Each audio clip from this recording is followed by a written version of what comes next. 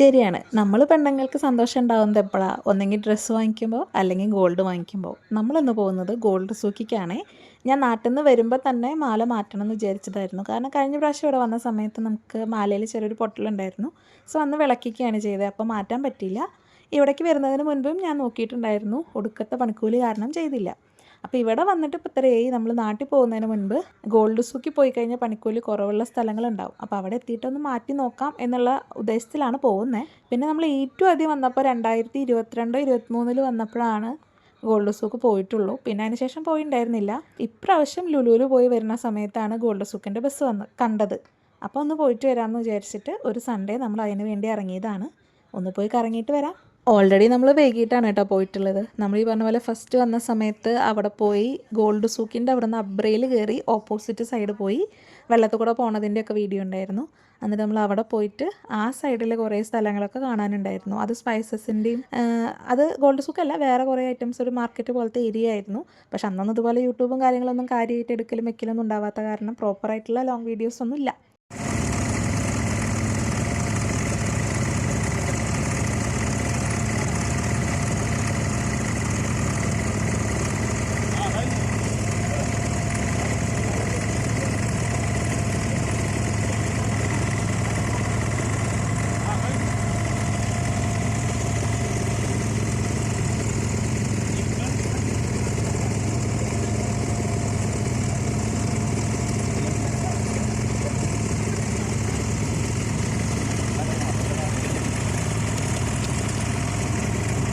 കല്യാണം കഴിഞ്ഞ ആദ്യത്തെ വരവിലാണ് കേട്ടോ ഇതുപോലെ ഒരുപാട് സ്ഥലങ്ങളിലേക്ക് പോയിട്ടുള്ളത്.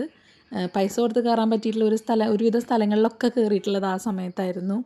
ഐൻ ദുബായ് ആയാലും ദുബായ് ഫ്രെയിം ആയാലും ഫ്യൂച്ചർ ഓഫ് മ്യൂസിയം ആയാലും അങ്ങനെ വേണ്ടപ്പെട്ട ടൂറിസ്റ്റ് പ്ലേസുകളൊക്കെ പോയിട്ടുള്ളത് ആ സമയമായിരുന്നു. പക്ഷേ ആ സമയത്തൊന്നും നമുക്ക് ചാനൽ ഉണ്ടായിരുന്നില്ല.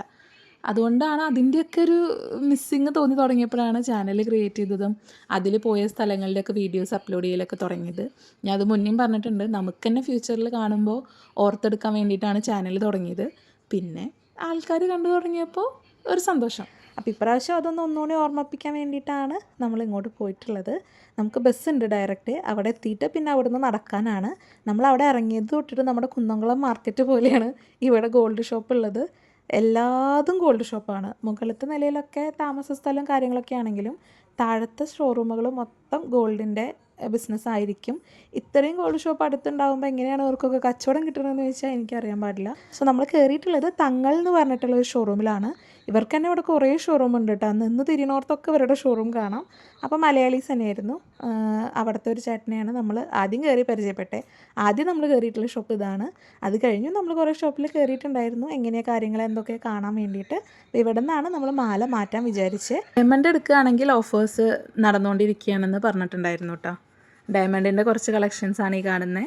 കല്ല് വെച്ചതൊക്കെ കാരണം ഒരു പ്രത്യേക അട്രാക്ഷൻ ഉണ്ടല്ലേ. നമ്മൾ ഫാൻസി ജ്വല്ലറി വാങ്ങിക്കുന്ന പോലെയാണ് എനിക്ക് തോന്നിയത്. പക്ഷെ അതൊക്കെ ഡയമണ്ടാണ്.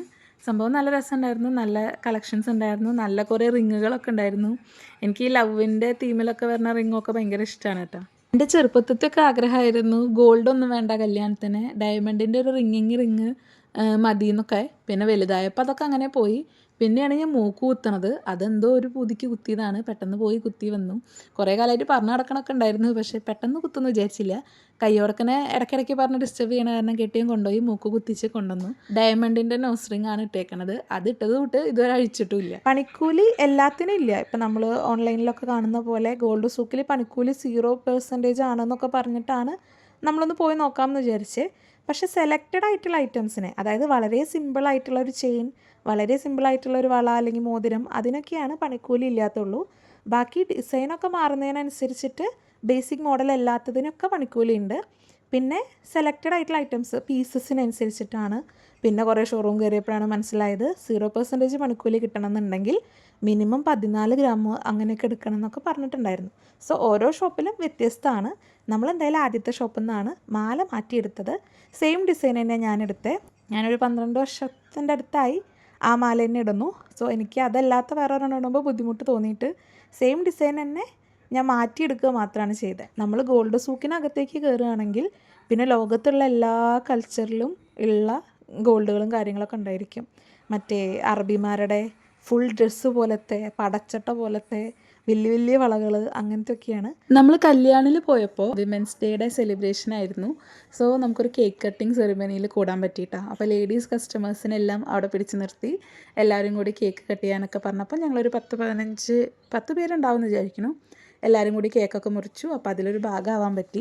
പിന്നെ ദേ പതിവ് പോലെ കുറച്ച് കാറൊക്കെ നോക്കി 1-2 വാങ്ങിച്ചു. പിന്നെ എനിക്ക് അവിടെ നിന്നൊരു മുയലും കുട്ടീനെ കിട്ടി.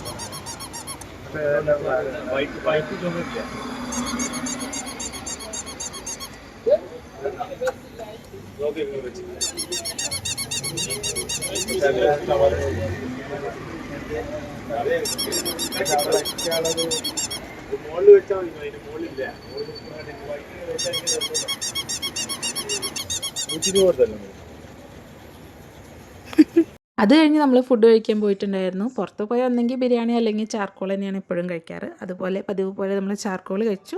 പ്ലസ് നമ്മൾ സ്പെഷ്യലായിട്ട് പാഷൻ ഫ്രൂട്ടിൻ്റെ മൊജിറ്റോ വാങ്ങിച്ചിട്ടുണ്ടായിരുന്നു. ആ കടയിലെ ആ കഫ്റ്റീരിയയിലെ അവരുടെ സ്പെഷ്യൽ ഷവർമയാണ് എടുത്തിട്ടുണ്ടായിരുന്നത്. സോ അതുകൊണ്ട് തന്നെ അതിൻ്റെ മസാല നല്ല രസമുണ്ടായിരുന്നു കേട്ടോ, നല്ല ഫ്ലേവർ ഉണ്ടായിരുന്നു. അത് കഴിഞ്ഞ് പിന്നെയും നമ്മൾ കുറച്ച് ഷോപ്പിലൊക്കെ കയറി കളക്ഷൻസ് ഒക്കെ നോക്കി അങ്ങനെ കണ്ടതാണ് കേട്ടോ കുഞ്ഞു പിള്ളേരുടെ ഈ മംഗൾസൂത്ര പോലത്തെ കൈച്ചെയിനും കാര്യങ്ങളൊക്കെ. എനിക്ക് ഈ കരിമണിമാലയൊക്കെ ഭയങ്കര ഇഷ്ടമാണ്, അതുകൊണ്ട് ഭയങ്കര രസം തോന്നി കാണാൻ. അത് കഴിഞ്ഞ് പിന്നെ നമ്മളൊരു ചോക്ലേറ്റും നട്ട്സൊക്കെ വിൽക്കുന്ന ഒരു കടയിൽ കയറി കുറച്ച് സാധനങ്ങളൊക്കെ വാങ്ങിച്ച് അതേപോലെ ബസ്സിൽ കയറി. ബസ്സിൽ നമ്മൾ മാത്രമേ ഉണ്ടായിരുന്നുള്ളൂ. അങ്ങോട്ട് പോകുമ്പോൾ പിന്നെ 2-4 പേരുണ്ടായിരുന്നു. ചില സമയത്തൊക്കെ ഞാൻ വിചാരിക്കാറുണ്ട് ദുബായിലെ ബസ്സൊക്കെ ഓടണതേ ഞങ്ങൾക്ക് വേണ്ടിയിട്ടാണെന്ന്. ബസ്സിൽ വളരെ കുറച്ച് ആൾക്കാരേ ഉണ്ടാവുള്ളൂ. അതേസമയം ഞാൻ ജോലിക്ക് പോയിരുന്ന സമയത്താണെങ്കിൽ ഒരു ബസ്സിൽ കാല് കുത്താൻ നേരമില്ലാതെയും സ്ഥലമില്ലാതെയും ആയിരിക്കും, മെട്രോയിലാണെങ്കിലും. പക്ഷേ ലോക്കലായിട്ട് ഓടുന്ന ബസ്സുകൾ അല്ലെങ്കിൽ ദൂരം കൂടുതൽ ഓടുന്ന ബസ്സുകളൊന്നും തീരെ തിരക്കും ഉണ്ടാവാറില്ല. ചില സമയത്ത് ഡ്രൈവറും ഞങ്ങൾ മാത്രമേ ഉണ്ടാവാറുള്ളൂ. അത് ഭയങ്കര നല്ലൊരു കാര്യമായിട്ടാണ് എനിക്കിടയ്ക്ക് തോന്നാറ്. ഇതിനെ ഞാൻ ഡ്രാഗമാർട്ടിൽ പോയപ്പോഴും കണ്ടിട്ടുണ്ടായിരുന്നു. പക്ഷേ ഇതെനിക്ക് ഭയങ്കര ഇഷ്ടമായി. കുറേ നേരം അതിനായിട്ട് കളിച്ച് ചിരിച്ച് നിൽക്കുമായിരുന്നു ജോബിച്ചൻ കാറ് മേടിക്കുന്ന സമയം മുഴുവൻ. അപ്പോൾ എനിക്കത് ഇഷ്ടപ്പെട്ടു എന്നുള്ളത് കൊണ്ട് എനിക്കത് വാങ്ങിച്ചു തന്നു. പിന്നെ വീട്ടിൽ വന്നിട്ട് എല്ലാം നിരത്തി പറക്കി എടുത്ത് വെച്ച് എന്തൊക്കെ വാങ്ങിച്ച് എന്തൊക്കെ എടുത്തു എന്നുള്ളതൊക്കെ നോക്കി. അപ്പോൾ ഈ 4 വണ്ടികളാണ് ജോബിച്ച വാങ്ങിച്ചിട്ടുണ്ടായിരുന്നത്.